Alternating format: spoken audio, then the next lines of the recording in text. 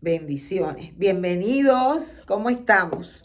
Un saludo. Aquí estamos otra vez en el Centro Apostólico de Florida. Vamos a comenzar con el libro de los Hechos. ¿Qué vamos a necesitar para el estudio inductivo de la Biblia? En este caso, el libro de los Hechos. Usted va a necesitar un Nuevo Testamento o su Biblia. Vamos a decir los 66 libros que están acopilados en la Santa Biblia, o el Nuevo Testamento, porque estamos en el Nuevo Testamento. Usted va a necesitar su libreta de estudio o páginas sueltas, como se les llama fácil, y no se olvide de tener sus bolígrafos de colores. Recuerden, porque ¿para qué son los colores? Los colores son para identificar. Usted desarrolla una clave.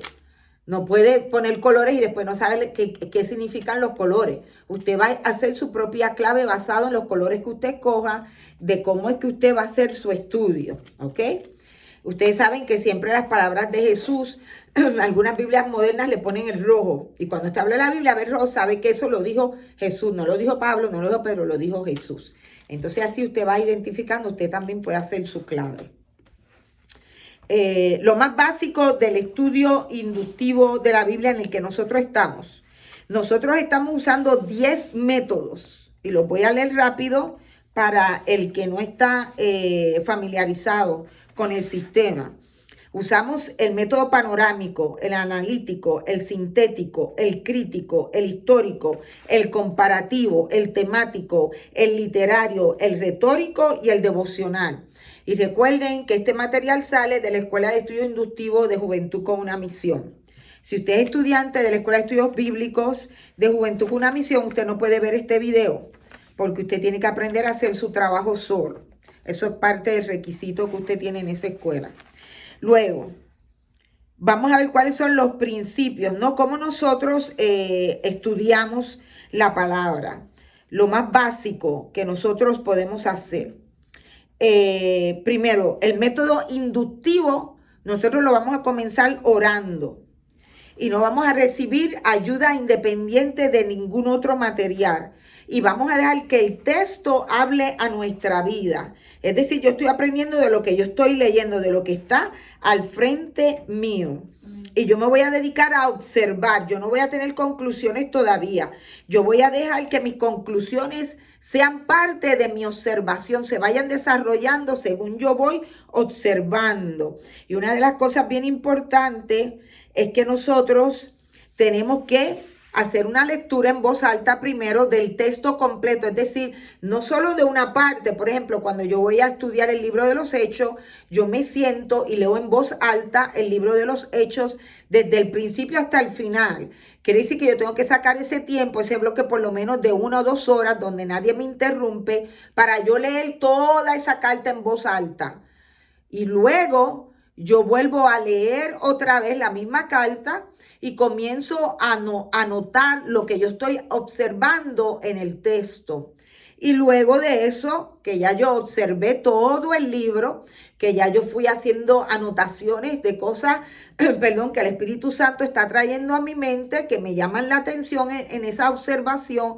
Entonces, luego de eso, yo puedo comenzar a interpretar en la tercera lectura, basado de todo lo que yo observé la segunda vez. Ahora en la tercera lectura yo comienzo a interpretar lo que el texto está diciendo, lo que el autor, porque las cartas, los libros tienen una estructura, son literatura y tienen una estructura, tienen un formato, tienen un cuerpo. Y basado en eso, ahora yo comienzo a interpretar. Y luego al final de la interpretación, luego que ya yo he leído este libro 5 veces, ahora yo comienzo a aplicar qué es lo que ese libro dice a mi vida hoy. Por lo regular, usted conoce lo que son los sermones basados en un método deductivo, donde la persona deduce algo basado en lo que está leyendo y comienza a aplicarlo. Pero el método inductivo es al revés. El método inductivo, usted primero observa, es decir, usted está atento a lo que está diciendo el autor y luego que usted está atento y que observa, usted comienza a interpretar y basada en esa interpretación, usted hace una aplicación para el día de hoy. Esto es complejo, toma tiempo, disciplina, pero no es imposible desarrollar la técnica, porque hay muchas cosas, claro. Este estudio, para ir en detalle de todo esto, esto nos toma casi un año. Yo les recomiendo que busque los primeros videos que yo subí, donde nosotros explicamos muchas cosas acerca de la estructura de la literatura y la importancia de esto. Ahora, si vamos a hablar de la estructura literaria, usted puede encontrar de la manera más simple o más básica en un pensamiento parcial en lo que usted está leyendo, que esto es un término. Es decir, un término es un pensamiento parcial, algo que usted está observando mientras usted está leyendo. Luego usted ve una oración, es decir, un conjunto de pensamientos que desarrolla alguna idea y se convierte en una oración. Y luego el conjunto de varias oraciones hace que se formen los párrafos. Y de esos párrafos, de uno o dos más párrafos, se forma un pensamiento completo. Y eso es lo que se conoce como un segmento. Y luego de ese segmento salen, de uno o dos segmentos más, salen lo que son las subdivisiones. Y salen también lo que es una división, que son varias subdivisiones juntas. Y luego se convierte en un libro. Eso es para que usted vea, eso está dentro de la Biblia, porque los escritos tienen su estructura, es un género literario. Por ejemplo, hoy estamos en una carta, pero en una carta que tiene que narra una historia, es decir, es un documento histórico que está narrando los primeros años de la iglesia primitiva. Eso es lo que usted ve en el libro de los Hechos. El libro de los Hechos es como hay otra palabra para documento, pero es una narración de lo que aconteció después que Jesucristo subió desde antes, porque presenta a Jesús en la introducción. Lo que sucede al final cuando Jesús se despide de los discípulos, búsquelo en el primer capítulo, la orden que él le da a sus discípulos, que eran más de 12, a todos los seguidores que estaban ahí, y los muertos que habían resucitado cuando Jesucristo fue resucitado, que fueron levantados con Jesús ese día también y subieron al cielo. Y todo eso aparece en el primer capítulo y es la introducción de lo que acontece después con la iglesia, cómo se desarrolla la manifestación del poder del Espíritu Santo sobre los cristianos. Este libro es muy importante, es la espina dorsal del Nuevo Testamento, especialmente de las cartas de Pablo. Explica todo lo que es Pablo. Mire, cuando usted va a hacer la aplicación del libro, usted puede preguntarse cuáles son las verdades básicas del libro, porque ya usted lo ha estudiado bien. Cómo se aplican estas verdades a mi vida, esa es la aplicación. Y cómo estas verdades podrían cambiar mi vida, y las puedes enumerar. ¿Cómo pienso yo llevar a cambio ¿Cómo pienso yo llevar a cabo estos cambios? Y luego tú puedes escribir cuál sería la oración que yo haría a base de esa revelación que Dios me da. Luego que tú tienes eso, entonces tú puedes predicar sobre esto, porque ahora tú vas a testificar sobre lo que Jesús hizo en tu vida y eso tú lo vas a compartir con los demás. El problema en la palabra está cuando yo quiero testificar, yo quiero hablar de algo que no me ha sido revelado, que yo no lo he recibido primero. No hay un mejor sermón que aquel que ha hablado a tu vida primero y luego tú puedes predicar sobre esto. Esa es la diferencia de un mensaje ungido y de uno que no lo está. Cuando nosotros estamos estudiando esto, recuerden que uno de los métodos más importantes de los 10 que mencioné es el método crítico. ¿Quién escribió el libro? ¿Cuándo fue escrito el libro? ¿A quién fue escrito? O sea, una carta, aunque sea una epístola o un evangelio. ¿De dónde fue escrito? ¿Qué era lo que estaba aconteciendo que la misma escritura lo está revelando? Por eso hay que prestar atención. Por ejemplo, cuando usted lee acerca de Pablo, ¿por qué Pablo dice que está preso? Está encadenado, pero que la palabra no está presa. ¿Está Pablo preso literalmente? ¿O estaba hablando de una manera figurativa? Todo eso usted lo va a encontrar en el texto según usted va avanzando en su estudio. ¿Y de dónde fue escrito? Y usted puede después decir si es un evangelio, si es una epístola. Y si es una iglesia, está compuesta de quién personas, porque en la introducción se da quiénes son las personas que están en esa iglesia. Cuáles son las fuerzas y las debilidades. Y usted lo puede observar cuando usted oye el que está hablando, lo que está diciendo. Por ejemplo, si yo me paro aquí al frente o les voy a leer una carta.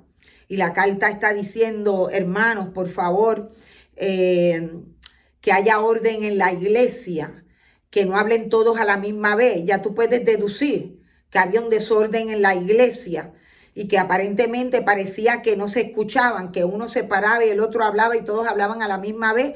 Y ahora se les está dando una carta, dándoles unas directrices de cómo deben de comportarse en la iglesia. O cuando Pablo habló y le dice a la iglesia, cuando se reúnan, por favor, el que tenga hambre, coma primero en su casa y no venga a traer vergüenza cuando estén juntos para que coman todos a la misma vez. Quiere decir que cuando se reunían y compartían la comida, siempre había alguien que venía con hambre, que no tenía disciplina, que no se alimentaba bien en su casa o que venía a comer más de lo que había y no daba para que otros comieran, ¿me entiendes? Y él estaba poniendo orden. Todo eso, si lo evalúas y prestas atención como un detective, te vas a dar cuenta de verdad cuáles eran los problemas que estaba enfrentando esa iglesia, cuáles eran las debilidades y luego también las fortalezas, porque vas a escuchar lo positivo del autor al referirse a las personas. Esto refiriéndonos a las epístolas. Lo vemos también en la carta de Jesús, cuando le escribió a las 7 iglesias en el Apocalipsis.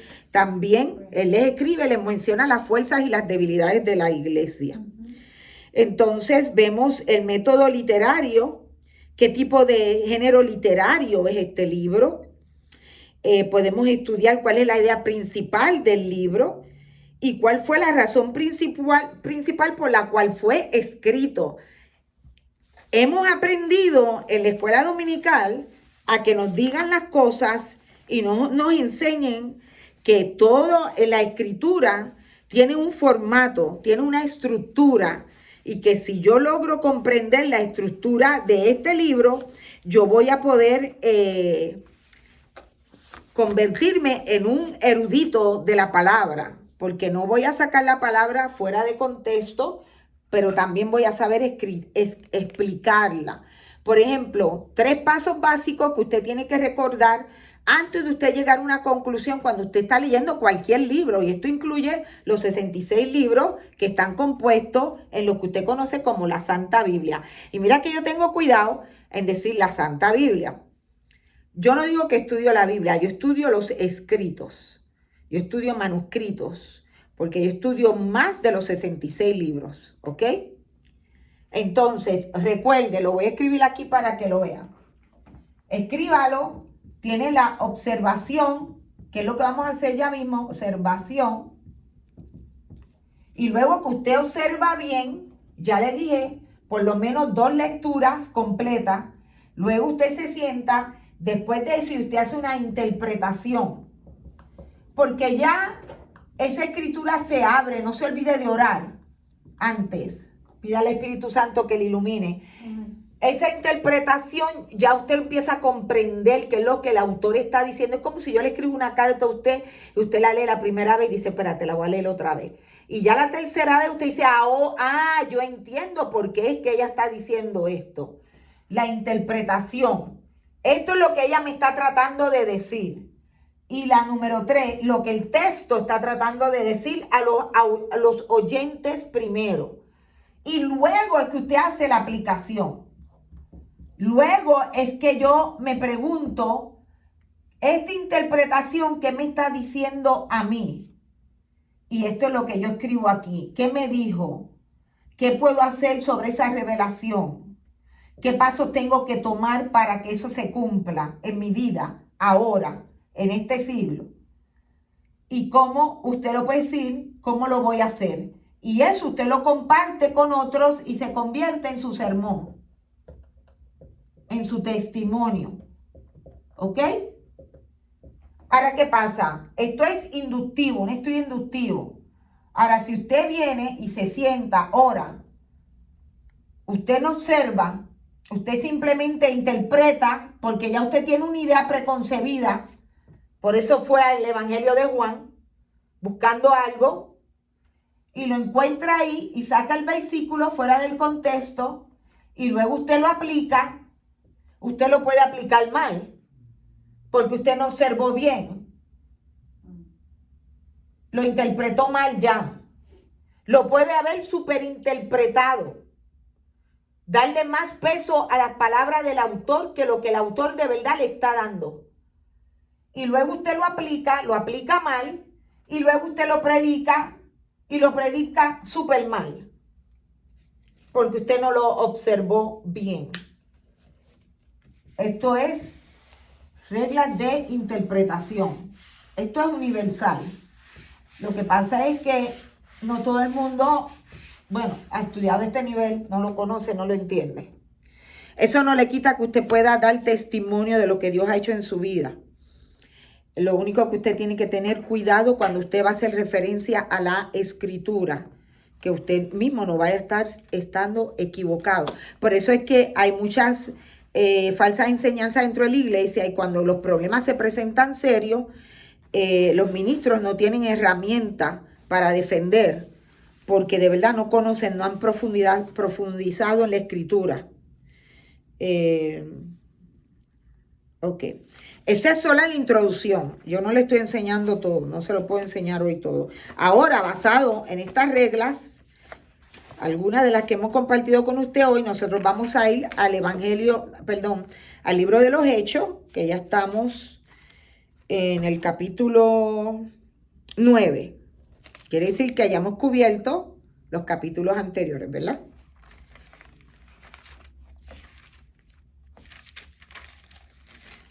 Por ejemplo, le voy a dar una prueba, vamos a decir,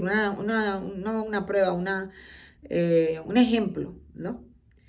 Si usted abre el capítulo, busca el capítulo primero. Déjeme orar, Señor, en este día. Shabbat Shalom, Señor, que tu descanso caiga sobre nosotros y que el Espíritu Santo nos abra las escrituras para que podamos entenderlas. En el nombre de Jesús de Nazaret oramos. Te damos gracias, amén. En el capítulo 1 dice: en el primer tratado, oh Teófilo, hablé acerca de todas las cosas que Jesús comenzó a hacer y a enseñar. Vamos, ya yo estoy avanzada en el estudio, yo tengo la técnica desarrollada, yo estoy entendiendo lo que es la observación, la interpretación y la aplicación.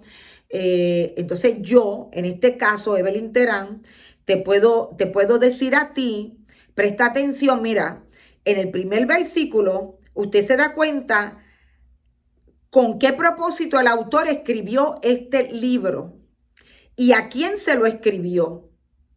¿Se lo escribió a Evelyn Terán? No, se lo escribió a Teófilo. Y dice que hay un tratado primero, es decir, que él le escribió algo antes. Entonces usted no se va a dar cuenta en la primera lectura, usted lo va a ver ya en la tercera, cuando usted está profundizando, usted va a volver otra vez para atrás, porque el principio y el final de todo libro es muy importante, cómo empieza un autor y cómo lo termina, eso lo sabe cualquier experto de literatura. En el primer tratado, oh Teófilo, hablé acerca de todas las cosas que Jesús comenzó a hacer y a enseñar. Es decir, que la primera carta que él escribió, él hablaba de la vida de Jesús y de su ministerio. Hasta el día que fue recibido arriba, después de haber dado mandamientos por el Espíritu Santo a los apóstoles que había escogido. Hasta incluyó la despedida de Jesús en lo que él escribió, cuando Jesús se despidió de ellos.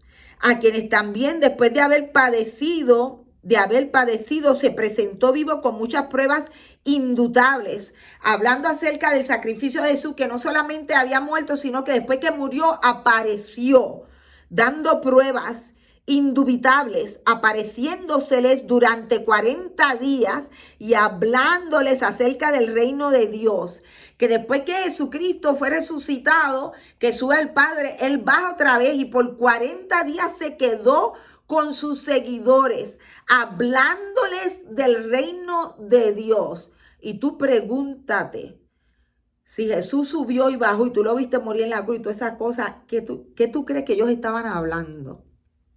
Ellos no estaban hablando de lo que había pasado. Y ellos no estaban hablando acerca de la crucifixión. Ellos estaban hablando del reino de Dios. de lo que venía. Y nosotros pasamos más tiempo hablando de lo que pasó que de lo que viene. Yes. Entonces dice, y estando juntos, les mandó que no se fueran de Jerusalén, sino que esperasen la promesa del Padre. Y este es uno de los problemas grandes de la iglesia hoy, que las personas no están esperando la promesa del Padre, que hay muchas personas que han sido llamadas, que hasta han sido bautizadas en aguas, pero no han esperado, no han querido, no han recibido, no lo han buscado. El bautismo del Espíritu Santo, que es la promesa del Padre, la cual les dijo que oísteis de mí, porque Juan... Mira cómo esta persona dice, porque Juan ciertamente bautizó con agua, mas vosotros seréis bautizados con el Espíritu Santo dentro de no muchos días. Y sabes que hay personas que dicen, y que no se le puede dar peso, de que el libro de los Hechos, en verdad, el autor... Usted lo puede encontrar en el Evangelio de Lucas. Si usted va a Lucas, el Evangelio tiene el nombre del autor, Lucas. Lo escribió Lucas. Ponga el dedo en Hechos capítulo 1 y abre el Evangelio de Lucas y aguante la página ahí. Aguante la página. El primer capítulo, es decir, el principio, porque esto de los números se le puso después del hombre. El autor no puso esto. Él empieza, puesto que ya muchos han tratado de poner en orden la historia de las cosas que entre nosotros han sido ciertísimas, tal como nos los enseñaron los que desde el principio lo vieron con sus ojos y fueron ministros de la palabra, refiriéndose a los discípulos que estuvieron cerca de Jesús, me ha parecido también a mí, dice él, Lucas, después de haber investigado con diligencia todas las cosas desde su origen, escribírtelas, ¿a quién? Por orden, ¿a quién? A Teófilo, el que está ¿dónde? En el primer capítulo de Hechos. Quiere decir, ¿quién escribió Hechos? Lucas. Lucas se convirtió en un discípulo, un gentil que se convirtió en discípulo de Pablo. Usted lo va a ver luego en el mismo libro de Hechos. Y en otras cartas Pablo lo menciona a él. Lucas, que se conoce que era doctor, que era un médico. A mí me encanta este primer capítulo de Lucas, donde él dice, para que conozcas bien la verdad de las cosas en las cuales has sido instruido. Teófilo era un gentil y Lucas le está diciendo, tú has conocido, has sido instruido, pero ahora yo te voy a explicar todo detalladamente. Y él escribe el Evangelio de Lucas, que es la vida, el ministerio, la muerte, la resurrección de nuestro Señor Jesucristo. Y luego más adelante él se sienta a escribir los hechos de la iglesia. ¿Para quién? Para su amado amigo. Para explicarle a su amado amigo. Y le escribe la verdad de la iglesia. Y me encanta. De hecho, Teófilo no era cualquier persona. ¿Y cómo lo sabemos? Porque cuando observa en el versículo 3, él le dice, escribírtelas por orden. ¡Oh! Excelentísimo. Este título, el es una ovación. Se le daba solamente a personas de autoridad en el gobierno, de personas de prestigio en la comunidad. ¡Oh! Excelentísimo Teófilo. ¡Oh! Y hoy tú encuentras con personas que te dicen, mira tú, Evelyn. Y yo digo, pero oye, no, como decía Pablo, oye, no es que yo busque gloria, pero busco un poquito de fruto. Aprenda a hablar, hermano, aprenda a referirse a las personas. Es como tú entrar a una clínica de doctor o a una escuela. Y tú tienes que ser el principal, el principal, el director, la directora. No es, tú María, o tú Francisca, o tú, no, el título. Y él le da la ovación y le dice, exceltísimo. Él mantenía su distancia y reconocía la autoridad de su amigo Teófilo. Ahora, en el capítulo 9, yo les recomiendo que busque todos nuestros videos. Yo he tratado de subirlos todos en YouTube. Eso no pueden ser muy largos porque después me da trabajo para subirlo. En el capítulo 9 ahora de los Hechos. Eso es para que tú veas un poquito de la importancia de conocer, estudiar las Escrituras para poder enseñarlas correctamente. Y dentro de esto cabe lo que es el eliminar que muchas personas superinterpretan la Escritura, completamente equivocado. Yo les he enseñado lo que es, a coger los marques. Yo le he tratado, este es un trabajo bien elaborado. Si usted ama la Escritura, yo le recomiendo que se vaya a Juventud con una Misión y vaya a la Escuela de Estudios Bíblicos, donde usted va a tener el tiempo para hacer este estudio y aprender a hacerlo debidamente. Aquí yo se lo simplifico para que usted lo pueda hacer en su casa. Ahora, usted va a tomar su libreta. Vamos a ver si usted tiene una libreta. ¿Quiere un papel o no? Ok, usted va a coger la libreta. Ok, entonces vamos a decir que esta es la hoja. Nosotros vamos a hacer un segmento. Recuerden que le dije, uno o dos segmentos hacen una subdivisión. Y una o dos subdivisiones, hacen una división. Esto yo lo expliqué la semana pasada bastante bien. Pero aquí nos vamos a concentrar, ya para terminar, en 9. Estamos en Hechos 9, del 26 al 43. Acá arriba en la libreta usted pone Hechos 9, del 26 al 43. Yo le estoy dando una manera simple de, como quise el cuadro muy alto para los que están en YouTube. Yo le estoy dando una manera simple de usted entender este trabajo, que es un trabajo complejo pero importante. Ok, esta es la libreta, este es el papel. Arriba le ponemos la escritura, que no se nos olvide, Hechos 9.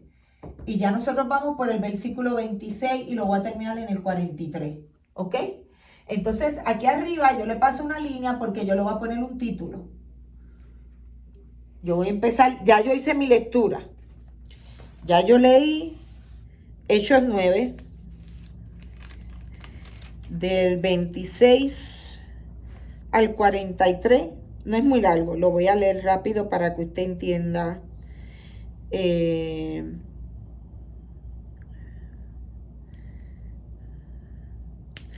hecho, a mí me encanta tanto la escritura esta. Lo voy a leer todo rapidito, ¿no? Ya Saulo, se llamaba Saulo, luego Pablo, ya él fue convertido. Y dice, cuando llegó a Jerusalén, trataba de juntarse con los discípulos, pero todos le tenían miedo, no creyendo que fuese discípulo porque él trataba de matar ante los cristianos. Entonces Bernabé, tomándole, lo trajo a los apóstoles y le contó cómo Saulo había visto en el camino al Señor, el cual le había hablado, y cómo en Damasco había hablado valerosamente en el nombre de Jesús. Y estaba con ellos en Jerusalén y entraba y salía y hablaba denodadamente en el nombre del Señor y disputaba con los griegos. Por esto procuraban matarle. Cuando supieron esto, los hermanos le llevaron hasta Cesarea y le enviaron a Tarso. Entonces las iglesias tenían paz por toda Judea, Galilea y Samaria. Claro, yo voy a empezar a observar porque estoy adelantada en el texto. ¿Por qué? Porque en los capítulos anteriores vemos que la iglesia era perseguida y Pablo era Saulo, uno de los agitadores. Pero ahora Saulo llevaba casi 3 años convertido y la iglesia estaba reposando de paz. Eran edificadas andando en el temor del Señor y se acrecentaban, es decir, crecían, fortalecidas por el Espíritu Santo. Las iglesias crecían, su iglesia tiene que crecer fortalecida por el Espíritu Santo. Y aconteció que Pedro, visitando a todos, vino también a los santos que habitaban en Lidia, Pedro, ahora habla de Pedro, y halló allí a uno que se llamaba Eneas, que hacía 8 años que estaba en cama, pues era paralítico. Y le dijo Pedro: Eneas, Jesucristo te sana, levántate y haz tu cama. Y enseguida se levantó, y le vieron todos los que habitaban en Lidia y en Sarón, los cuales se convirtieron al Señor. Es decir, Pedro le da órdenes al paralítico, le dice, eso es una figura retórica, un imperativo: levántate y haz tu cama. No es si puedes levantarte, ¿quieres levantarte? No, él le dice, levántate y haz tu cama porque Jesucristo te sana. Pedro tenía esa revelación de Jesús, que ese hombre estaba sano. Y enseguida se levantó. A los 2 días, a los 3 días, no, enseguida se levantó. Y le vieron todos los que habitaban en esa región, que es Lidia y en Sarón, los cuales todos se convirtieron al Señor al ver el milagro de que este hombre paralítico se había levantado. Entonces, en el 36, había entonces en Jope una discípula llamada Tabita, que traducido quiere decir Dorcas. ¿Por qué es importante escudriñar la Escritura? Porque nuestra teología, la teología de la vida, sale de ahí. Ahora, permítame darle un poquito más. Esto es bien importante. La teología de la vida. Es decir, cuando usted está preparándose para ser ministro, la teología. La teología es el estudio de ¿qué? De Dios, ¿verdad? Teo es Dios, y la teología, la ciencia que estudia a Dios. Entonces, usted aprende ¿qué dice Dios? ¿Qué dice Dios de la vida? ¿Qué dice Dios de la muerte? ¿Qué dice Dios de la enfermedad? ¿Qué dice Dios de la salud? ¿Qué dice Dios de qué más? De lo que es una madre o un padre. ¿Qué dice Dios de todo asunto controversial en la iglesia? Usted lo aprende al estudiar a Dios. En las Escrituras, usted aprende y usted desarrolla su teología. ¿Su teología de qué? Sigue hablándome. De los niños, ¿no? De la familia, exacto. Llamado, ministerio, ¿ok? Y usted aprende escudriñando las Escrituras. Y una de las cosas bien importantes que un ministro tiene que tener claro es la teología de la vida y de la muerte. Jesús dijo, yo soy la vida, el que creyere en mí, aunque esté muerto, vivirá. ¿Sí o no? Sí, ¿verdad? Y de la muerte. Y nosotros vamos a ver esto aquí. La enfermedad y la muerte se ve en el libro de Hechos. ¿Cuál es la teología? Que para Jesús no hay nada imposible sanar o levantar a nadie, cambiarle la vida a nadie, enderezar hueso, poner hueso, quitar hueso. Para Jesús no hay nada imposible. Eso lo vemos en el libro de los Hechos. Y ahora vemos en la vida de Pablo cómo se establece lo que es la teología de la muerte, de la oración, de la resurrección. Preste atención. Había ese entonces en Jope una discípula llamada Tabita, que traducido quiere decir Dorcas. Esta abundaba en buenas obras y en limosnas que hacía.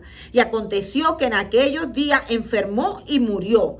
Después de lavada, es decir, preparada para ser enterrada, no se hacía autopsia, no se le sacaban los miembros y se le llenaba de un líquido raro, la pusieron en una sala para velarla. Le estaban velando la muerta. ¿Sabes lo que es velar un muerto? Ahí estaban. Y como Lidia estaba cerca de Jope, donde estaba Pedro, los discípulos, oyendo que Pedro estaba allí, y ya tuve que hecho usa discípulos para referirse a todo aquel que sigue a Jesús. Dice que estaba allí, le enviaron 2 hombres a rogarles, no tardes en venir a nosotros. Pero ellos no le dijeron, el libro no dice que Pedro sabía para qué era que lo llamaban. Solamente le dijeron, Pedro, te necesitamos y no te tardes en venir, porque había un tiempo límite para velar la muerta, si no había que enterrarla. Entonces dice que él se levantó y fue con ellos, y cuando llegó, Lo llevaron a la sala, al funeral, donde le rodearon todas las viudas llorando y mostrando las túnicas y en los vestidos de Dorca que ella hacía cuando estaba con ellas. Ella era costurera, cosía vestidos. Entonces, Pedro hizo lo que vio a Jesús hacer. Sacó a todo el mundo de la sala. Se van todos. Váyase entonces, y se quedó con la muerta, solo en la sala. Y Pedro se puso de rodillas y oró. Y si Pedro estaba solo, quiere decir que Pedro contó lo que hizo, porque no había nadie para grabarlo en Instagram. Quiere decir que Pedro contó qué fue lo que pasó. Cuando él sacó a todo el mundo, él se puso de rodillas y él oró. Y volviéndose al cuerpo, es decir, se volvió, de decir que él no estaba con ella, él se arrodilló y oró. Y después que se arrodilló, oró, se acercó a la muerta y le dijo, Tabita, levántate. Tabita no es un nombre espiritual, ¿ok? Era el nombre de ella. Tabita, levántate. Y ella abrió los ojos y al ver a Pedro se incorporó. Ella resucitó. Pedro resucitó una muerta, una persona que estaba muerta, lavada para ser enterrada. ¿Y por qué esto es importante? Porque en la teología de la muerte, cuando vamos a hablar de la oración, orar por un muerto, orar por una persona que acaba de morir, una persona que acaba de fallecer, no es pecado. Y no es una herejía. Hay ciertas doctrinas que no oran cuando una persona fallece, porque dicen, él ya se murió. ¿Para qué orar por él?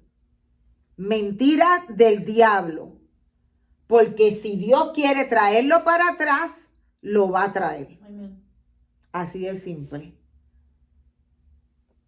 Porque no eres tú el que lo va a traer, que lo trae Dios. Y yo lo digo porque trabajando en el hospital, yo sé que hay ciertos ministros que cuando hay muerte no vienen. Ya se murió, ¿para qué ir? Pero en la muerte hay esperanza porque Jesús dijo, yo soy la resurrección y la vida. Y el que cree en mí, aunque esté muerto, vivirá.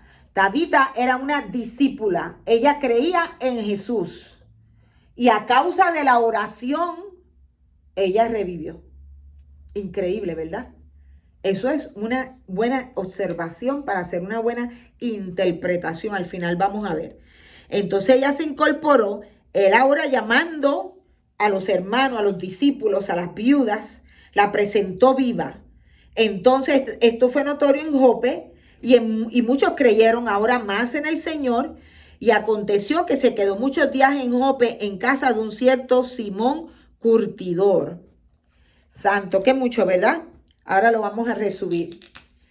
Ya hemos leído, yo lo estoy ayudando porque yo he hecho el estudio, ¿no? Entonces ahora vamos a ver las palabras que se repiten. Empezamos en el versículo, ¿qué? 26. Y llega hasta el 30, hasta el 30. Y lo vamos a llevar hasta el versículo 30. Una de las cosas que ayuda cuando usted observa bien y hace varias lecturas es que usted se va a dar cuenta del cambio de tono en la literatura. Y al cambiar el tono, usted sabe que el autor está entrando en otro tema. Entonces usted no lleva esa interpretación pasando el tema del autor. Usted se detiene. Y en este caso vamos a ver que en el versículo 30 se rompe.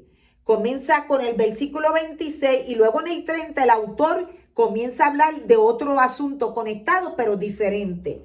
Las palabras que se repiten en el 26, discípulo. Y durante el libro al principio de los Hechos, hablaba.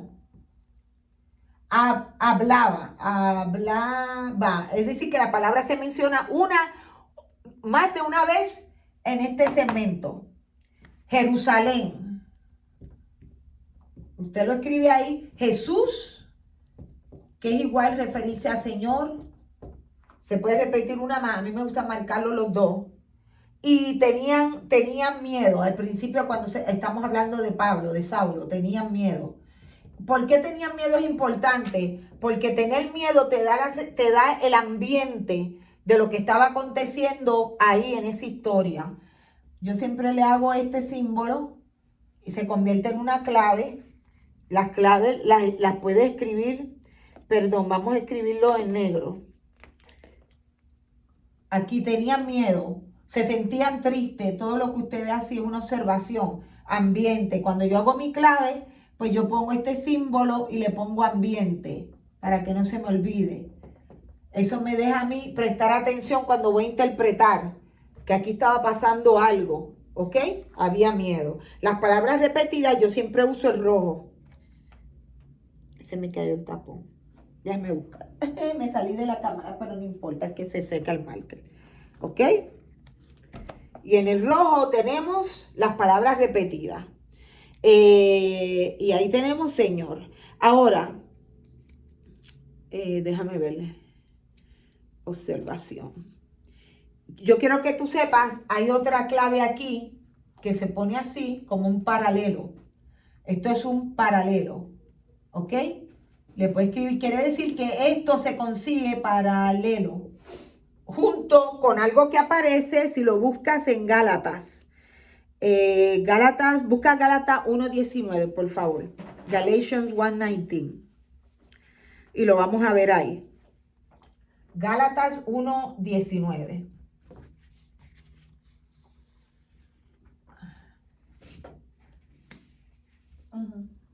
¿Qué dice? I saw none of the other apostles, only James, the Lord's brother. Ahí está Saulo haciendo referencia a lo que pasó en Hechos, al principio en el capítulo 9, en el versículo 26, cuando él dice que cuando llegó a Jerusalén trataba de juntarse con los discípulos, pero le tenían miedo. Y ahí ahora en Gálatas, cuando él escribe, él hace referencia a quién fue que él vio y quién fue quien lo ayudó. Y vemos que Pedro le habló, ¿ok? Por eso es que se pone un paralelo, que eso aparece, él haciendo referencia en Gálatas 1:11. 19. Gálatas 1:19. 1:19. Es un paralelo. Eso te ayuda a entender mejor. Y de güey, lo que estaba pasando en Gálatas, cuando tú le estudias Gálatas, te ayuda a entender que Hechos es la columna vertebral y en Hechos tú puedes entender de qué cosas estaba hablando Pablo en sus cartas, ya cuando se le cambia el nombre. Pero ahora está como Saulo todavía. Entonces vamos a observar ahora, no vamos a interpretar, estamos observando nada más. Vámonos ahora al versículo 31. El versículo 31, y este es cortito. Este lo vamos a terminar en el mismo 31, ¿ok?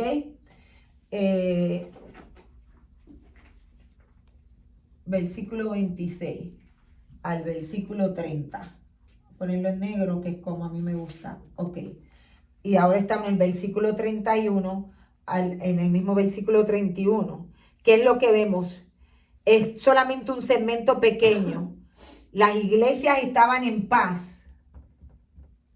Las iglesias en paz. Observamos. Esto es bien importante porque primero estamos viendo que estaban perseguidas en los capítulos anteriores. Tenían el temor del Señor. Temor del Señor. Aquí yo estoy escribiendo frases completas.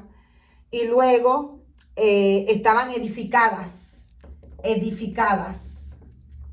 Crecían.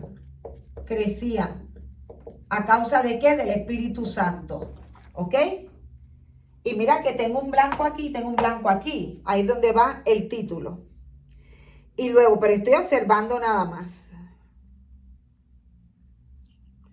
Ahora vamos al versículo 32 que leímos. ¿Dónde termina este párrafo? Usted va a ver un cambio que llega hasta el 35 nada más. Porque hay un cambio ahí. Por ejemplo, vamos a leer el versículo 31. Entonces las iglesias tenían paz por toda Judea, Galilea y Samaria, y eran edificadas andando en el temor del Señor, y se acrecentaban fortalecidas por el Espíritu Santo. Pero ahora en el 32 ya no te está hablando de las iglesias. ¿Qué dice ahora? Pedro. Aconteció que Pedro, ¿me entiende? Ahí hay un cambio. Entonces, usted lo hace con una separación. Dice que cuando tú me vas a predicar a mí, tú no me puedes mezclar el 31 con el 32, porque hay una separación, son temas diferentes. ¿Me entiende? Esto es un tema, si lo ves en las palabras que yo escribí, de la iglesia. Y esto es un tema ahora de Pedro. Entonces el tema aquí, el ministerio de Pedro, puedes poner. Y aquí puedes hablar del ministerio de la iglesia. Y tú puedes desarrollar este tema. Esa es la interpretación. Por ahí es que nos vamos a interpretar. ¿Me entiendes? Y aquí estamos viendo más el impacto de cuando Saulo se convirtió. Que las personas tenían miedo. ¿Cuál fue el impacto de la conversión de Saulo, el perseguidor de la iglesia? Que la iglesia tenía todavía miedo porque no le conocían. ¿Viste qué interesante? Entonces, de un capítulo y de un segmento, ya tenemos 1, 2, 3 temas diferentes. Entonces, yo no puedo predicar de todo junto porque te voy a confundir. Tiene que ser un tema a la vez. Ahora, cuando vamos a enseñar es diferente. Ahora vamos a las palabras repetidas del versículo 32.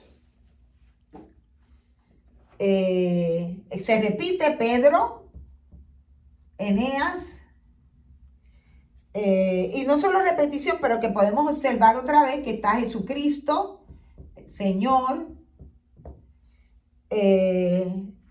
Ahora aquí tiene una figura retórica. Ahí aparece un imperativo, levántate, levántate, y aparece haz tu cama, ¿ok? Y levántate, haz tu cama, y lidia, ¿ok? Señor, levántate, haz tu cama, y lidia, y va hasta el 35.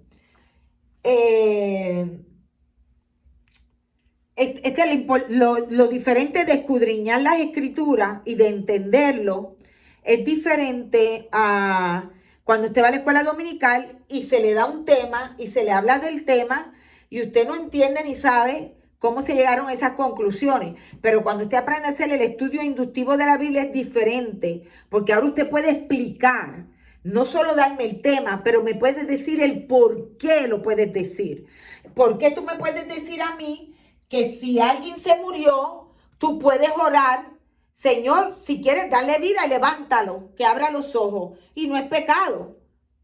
No es que estás loco ni loca. Bíblicamente hablando, si era un discípulo, una buena persona, lo están llorando y no quiere que se muera, uno le puede pedir a Dios que le dé vida. Dios es el que se la va a dar, y si no se la da es porque pues no se la quiso dar, punto. Hay muchas personas que no se mueren y otras que se mueren como quiera porque ya le llegó su hora. Nadie muere en víspera, todo nos llega a un tiempo. Entonces, aquí está, esto aquí que está hablando de Pedro y del paralítico. Y se me quedó, ¿sabes qué se me quedó aquí? Espérate, porque esto es bien importante. Cuando estás haciendo tu segmento, es esta línea que está aquí. Porque ahí es donde vas a poner tu título, ¿ok? Ok, que no se me olvide. Entonces otra vez ponemos Pedro. Hablaba de Eneas. Habló de levántate. Haz tu cama. Haz tu cama. Y Jesucristo. Señor. Lidia. Y Lidia. Ahora, déjame decir, entonces aquí aparece otra clave que está aquí. Yo le pongo una I y una P de imperativo. Un imperativo es un mandato. Jesucristo usó muchos imperativos. Mandato. Cuando yo digo, por favor, tú, abre la puerta, levántate, ora, ayuna, son mandatos, son imperativos. Y Jesucristo usa muchos imperativos a través de sus sermones. Ok, ahora vamos al último. Pedro, que es en el versículo 36. Aquí, en el versículo 36. Y por ejemplo, aquí te da un tema, si tú usas la historia de Pedro, cuando el Espíritu está en ti para sanar a una persona, cree que tú hablas con la autoridad y tú le das orden a esa persona. Tú le dices, levántate, camina, estás sano. ¿Me entiendes? Eso lo hace el Espíritu en ti. El Espíritu Santo en Pedro lo llevaba a hablar así. No es algo que tú dices, bueno, yo voy a llegar allí y le voy a decir a la persona, está sano, levántate en el nombre de Jesús. Lo más seguro no se va a levantar. Cuando el Espíritu Santo viene, el Espíritu Santo te hace hablar y te dice, tú, en el nombre de Jesús. Por ejemplo, yo no sé, del tipo de persona que yo soy, que las cosas no me doy de cuenta, no sé por qué, y mejor así. A veces no sé las cosas que digo, por qué las digo. Yo estuve dando una clase por 3 meses y al final de la clase en una universidad cristiana, había un joven siempre en la parte de atrás que comentaba, cada vez que él tenía algo que contribuir, muy animado, muy agradable. Pero el último día de la clase, yo le digo a los estudiantes, vamos, vengan para acá, vamos a orar, y esta vez yo voy a orar. Yo voy a orar porque es el último día para despedirnos. Y entonces el muchacho que está sentado en la parte de atrás, sin pensarlo, o sea, él salió de mi boca, y tú ven para acá que tú tienes un demonio que te está siguiendo y yo te lo voy a sacar. En mi vida, cuando yo me he visto hablarle a una persona así.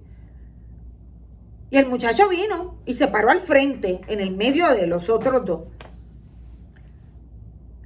Y cuando levanté la mano para orar por él, inmediatamente se manifestó un demonio en este muchacho de ira. Y se agarró los puños así. Y se veía, y él como que me quería lanzarse, porque él se movió hacia el frente, gritando, ¡ah! ¡Ah! Pero yo seguí calmada orando, y lo que hice fue que le puse la mano en el estómago y el muchacho cayó de rodillas al piso. El espíritu lo tiró al piso de rodillas, porque era como que venía, ¡ah! Y cayó de rodillas. Y según cayó de rodillas, yo me bajé, y en el nombre de Jesús, y el muchacho se levantó y dijo, soy libre. Es más, ni le pregunté. Él mismo, muchacho de 20 y pico de años, casi 30, se levantó él mismo, soy libre. Eso solamente lo hace Jesús. ¿De dónde yo voy a sacar decirle a esta persona eso? ¿Me entiende? Eso es lo que el Espíritu hace con sus ministros. Pedro llega ahí y ve a ese hombre paralítico y le dice, Jesús te sana, levántate, recoge tu cama y vete. Y lo hizo. O sea, no hay vergüenza en eso. Hay vergüenza cuando nosotros queremos hacer cosas en nuestra fuerza. No podemos hablar si el Espíritu Santo no nos abre la boca para que hablemos. Yeah. Y eso lo puedes aprender aquí. ¿Cómo podemos sanar? Se le da orden. Se le habla a la persona, a la enfermedad. Se habla. Pero claro, tienes que recordar que Pedro era un hombre lleno del Espíritu Santo, que caminaba con Jesús. Ahora vamos a terminar en el 36. Cogemos nuestro marker rojo y vemos que otra vez, en este caso, mire, es una discípula. Lo dice la Escritura, una discípula. Los discípulos, podemos entender, eso es un tema de discusión, que los discípulos no solo eran hombres, también eran, ¿qué? Mujeres. Eso es interpretación que estamos haciendo ahí. Pero tú no estás permitido hacer la interpretación hasta observar completamente, ¿ok? Es una discípula. Esta discípula enfermó, estamos observando, y no solo se enfermó, sino que se murió. ¿Y qué más? La lavaron. Y no solo la lavaron, sino que la velaron. ¿Ok? La empolvaron y la velaron. Y estaba en una sala. Tú estás observando eso. Que es decir, como si estaban haciéndole que el funeral, porque habían gente llorando y recordándola. Era un memorial service. Recordándola. Entonces,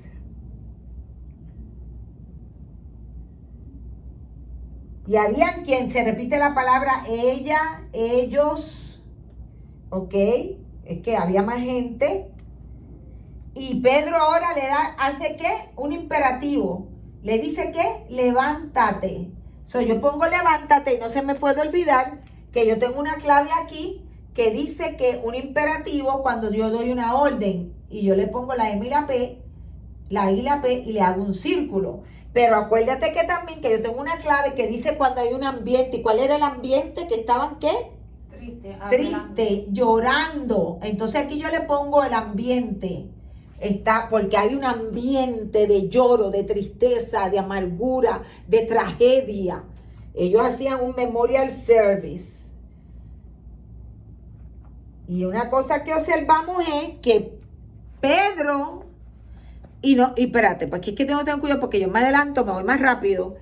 Hay una cosa aquí que levántate, y ¿qué pasó? Que ella abrió los ojos y se incorporó.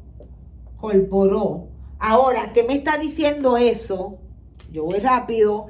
Que yo puedo interpretar que Pedro resucitó una muerta discípula. ¿Me entiende? Entonces eso me dice a mí que yo puedo orar por los muertos y resucitarlos si a Dios le place levantarlos. Dios no coja confesado. Porque mira que en el trabajo de capellanía de los hospitales, a mí me llaman cuando la gente se muere y yo siempre digo, bueno, ya se murió, me hubieran llamado antes. Y yo espero en Cristo que un día yo llegue y que no me toque orar y que el que se ha muerto allá abra los ojos, porque se va a formar la de San Quintín en el hospital. Ahora sí, he llegado a sitios donde la persona está entubada, está inconsciente, vamos a decir, está en un coma, se ha inducido o un coma natural. Y he entrado a orar con la familia porque se están despidiendo de su ser querido. Y cuando he orado, la persona ha abierto los ojos.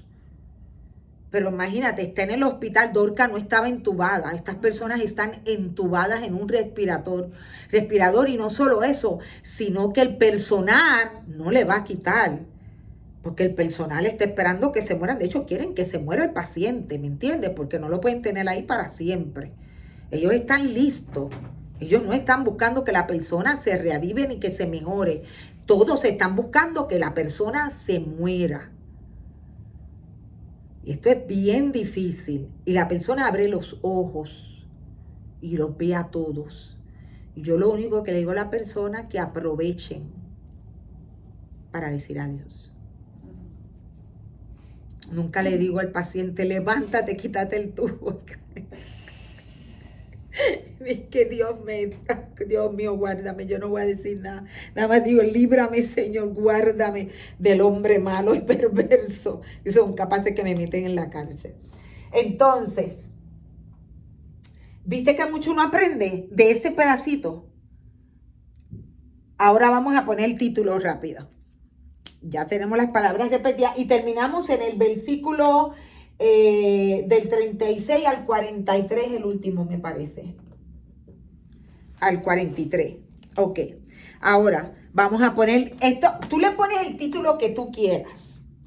Porque ahora mismo ya tú hiciste tu observación. El Señor comienza a darte interpretación y tú comienzas a poner pequeñas notas alrededor. Puedes poner más.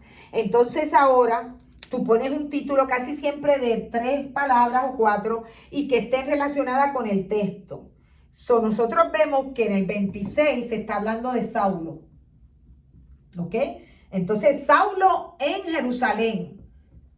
Pero a mí me gusta ponerle Saulo en Jerusalén rechazado, porque no lo quisieron. ¿Ok? Ese es el que se convirtió en Pablo más adelante cuando lo llaman al ministerio. Luego en el versículo 31, me gusta ponerle el título porque se habla de las iglesias. Las iglesias crecen en paz. Y es bien importante este título porque en el estudio anterior la iglesia estaba bajo persecución. Cuando tú vas estudiando, ahora tú vas viendo, al principio de los hechos la iglesia era perseguida, pero más adelante la iglesia estaba en paz y eso se queda contigo. Cuando tú predicas, cuando tú hablas, cuando estás enseñando, ahora tú te acuerdas que en los libros de los hechos, sí, la iglesia estuvo bajo persecución, pero una vez Pablo fue convertido, Saulo, y su nombre cambió a Pablo, entonces las iglesias comenzaron a disfrutar de paz y a crecer llenas del Espíritu Santo, que es lo que hemos disfrutado prácticamente hasta ahora. Luego, nosotros vemos aquí en el 35, 31, en el 32, este empezó en el versículo 32, ¿cuál es el título que tenemos? Pedro, ahora está hablando de Pedro. Pedro sana, paralítico. ¿Ok? Y ya tú sabes. ¿Cómo fue que habló? Ya tú lo puedes, le puedes poner una X de 2. 2 imperativos. Levántate, haz tu cama porque Jesucristo te sanó. Así de simple. En el versículo 36. Pedro otra vez levanta la muerta Tabita o la discípula, como tú le quieras poner. Pedro levanta muerta o Pedro resucita a Tabita. ¿Entiendes? Y ahora tú lo lees así. ¿Qué pasó en Hechos 9 del 26 al 43? Esto es un segmento completo. No tienes que entrar en detalle. Saulo es rechazado en Jerusalén. Las iglesias comienzan a crecer en paz, porque ya tú sabes que estaban primero en desastre. Pedro levanta al paralítico y Pedro levanta una muerta. Así de fácil. Entonces dice, wow, ahora yo voy a interpretar basado en lo que yo observé. Ya yo les di aquí algo. El impacto de la conversión de Saulo, que tenían miedo. Y ahí tú puedes desarrollar. Los discípulos tenían miedo de la presencia de Saulo en Jerusalén porque no le tenían confianza. ¿Me entiendes? Y entonces ahora tú vienes, puedes escribirle en los dos lados, ¿ok? Estos fueron unos temas que yo les di ahí que usted puede desarrollar. Pero en su página, si usa una página abierta, mientras más grande la libreta mejor, porque puede ser creativo. Entonces, desarrolla que ahora interpretas en este lado el 31. El temor del Señor en las iglesias. Las iglesias se levantan, las iglesias unidas. ¿Qué es lo que mantiene una iglesia unida? Pues aquí lo dice, que crezcan en el Espíritu Santo, que crezcan en el temor del Señor. La presencia del Espíritu Santo es importante en las iglesias para que haya crecimiento, ¿ves? Y usted lo pone allá, usted puede predicar una eternidad de eso. Y luego, pedir, ¿cómo se sana a un paralítico? Pues se le da orden, levántate, haz tu cama, en el nombre de Jesucristo. Eso era lo que hacía Pedro. Pero usted se llama Pedro. Yo no me llamo Pedro, yo me llamo Evelyn.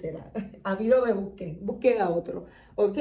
Pero ahí está. Y luego, aquí está, Pedro levanta una muerta. La teología de la muerte. ¿Puede un cristiano orar por un discípulo que murió? Que todavía no le han hecho la autopsia, porque si le llaman por entonces esa autopsia y usted lo levanta, yo le digo que aquí se acabó la historia. Pero, ¿puede usted en la cama ahí? Padre, ten misericordia de él. Acuérdate que él hizo esto, que hizo lo otro, que lo amamos, que no estamos listos. Dios mío, añádele vida, Después que se murió, ¿puede? Sí puede. Está de Jesús que le abra los ojos para atrás porque usted no se los va a poder abrir. Entonces, sí, porque lo tienen que traer para atrás de donde lo mandaron. Recuérdate, el que cree en mí, aunque esté muerto, vivirá. Entonces, aquí está la teología de la muerte. En lo último, usted puede interpretar. Y después que usted tiene todo eso, ahora usted viene al final abajo, que no lo dice, y usted va a poner la aplicación de lo que Jesús le habló a usted de todo esto. ¿Qué es importante para ti en todo esto? que vas a ser rechazado si no saben quién eres.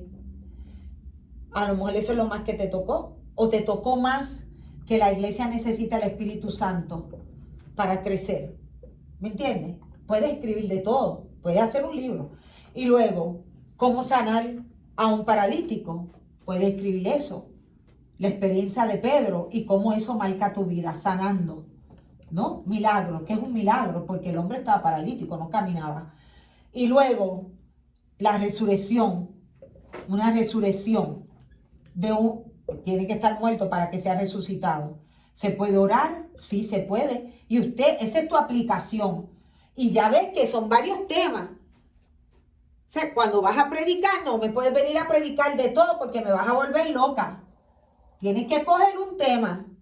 Bueno, esto es mi aplicación. Dios me habló a mí de esta manera, así es como yo voy a orar, esto es lo que yo voy a entender, este es quien yo soy, basada en esta escritura, basada en esta interpretación, eso es lo que yo voy a enseñar, esa es mi posición. Y usted hace una oración, Señor, perdóname por mi incredulidad, o si he rechazado a alguien, o alguien me rechazó, sana mis heridas, Espíritu Santo, ayúdame a crecer, ayuda a las iglesias a crecer. Dios mío, Padre, que si llega el momento que yo tengo que usar tu nombre para sanar una persona o resucitar a alguien, Padre amado, que el Espíritu Santo me llene de valor. Gracias por la vida. Y usted ahora, al hacer una aplicación, hace una oración. Y usted puede hablar y predicar de ahí, desde ese punto. Tiene que conocer las escrituras. Amén. Qué mucho, ¿verdad? ¿Alguna pregunta? ¿Pregunta? ¿Estamos claros? ¿Alguna duda? ¿Algún comentario? Escriba, tiene una petición. Bendiciones. Hola. Recuerden, si entraste ahora, que todos los estudios inductivos están en la página de Evelyn Avivamiento TV. Puedes ir a Apóstol Evelyn Terán en YouTube y vas a conseguir bastante de los estudios bíblicos de los sábados, del Shabbat, del día de descanso. Los vas a encontrar ahí. Este es el estudio inductivo de la Biblia. Hoy cubrimos el segmento Hechos del 9:26 al 43. Recuerda que si eres estudiante de estudios bíblicos de Juventud con una Misión, tú no puedes escuchar estos estudios ni los puedes usar para adelantar tu trabajo. Tienes que hacer tu propia búsqueda de trabajo, ¿ok?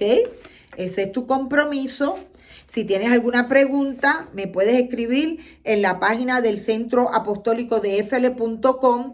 Me puedes escribir ahí y el mensaje llega directamente a mi Gmail, ¿ok? Entonces vamos a ponernos de pie para orar. Terminamos nuestra clase de hoy. Está bien interesante.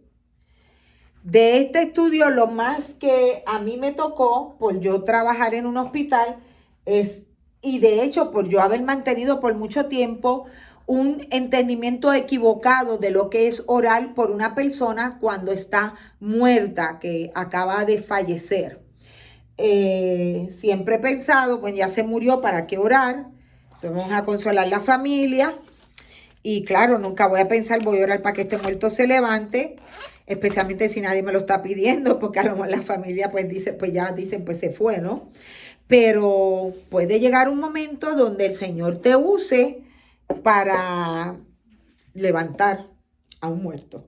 Y no es pecado, está bien, es normal. Amén. Eso es parte de la iglesia, parte del evangelio de ser un discípulo de Jesús. Pero en este caso recuerda que ella era una discípula de Jesús, muy amada, muy respetada, y los hermanos la mandaron a buscar. Y Jesucristo honró la oración de estos hermanos y le levantó a Dorcas, a Tabita, ¿ok? Pero no necesariamente está la regla para toda persona cristiana que fallece. ¿Está bien? Tenemos que estar claros en eso. Eso es toda la parte, todo eso va y tú le escribes la interpretación, el Espíritu te está, y tú estás interpretando basado en solo en lo que está aquí. Y luego una aplicación personal para ti y lo puedes usar para predicar en el futuro. So, es bueno para clarificar la teología de lo que es posible en el Señor, pero entender que como quiera el Espíritu Santo te tiene que revelar en cuándo o cómo se aplica. ¿Yes? Sí, porque ahí es donde entra el entendimiento de que no todo el mundo ha sido escogido para hacer cierto tipo de trabajo dentro de la iglesia. No todo el mundo en la iglesia tiene la misma autoridad espiritual.